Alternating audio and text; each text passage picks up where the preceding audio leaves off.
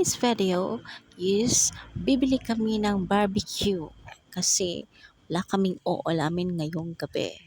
Nilalakad lang namin guys kasi malapit lang naman yung bilihan dito ng ulam. Malapit lang yung nagtitinda ng barbecue sa amin tsaka para dala na rin exercise.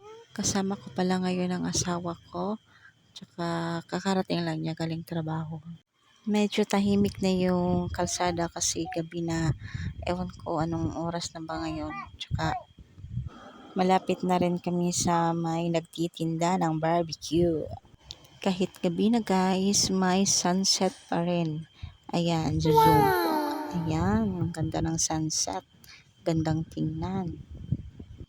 Anyway guys, sana hindi nyo ako i-judge sa pagbo-voice over ko kasi first time ko lang mag-vlog at first time ko rin tong mag-voice over kaya hindi pa ako sanay.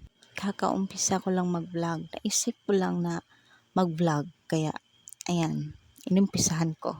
So malapit na tayo guys sa nagtitinda ng barbecue. Ayan, malapit na tayo.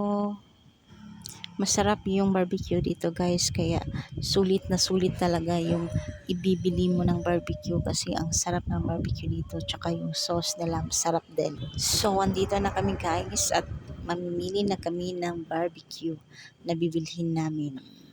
Ayan. Sarap yung mga barbecue na paninda nila tsaka ayan, sarap. So, bibili muna kami ng barbecue guys. So, please guys, support my vlog. Please subscribe, like, and share the notification bell. Thank you. Thank you for watching guys. Bye-bye. See you next vlog.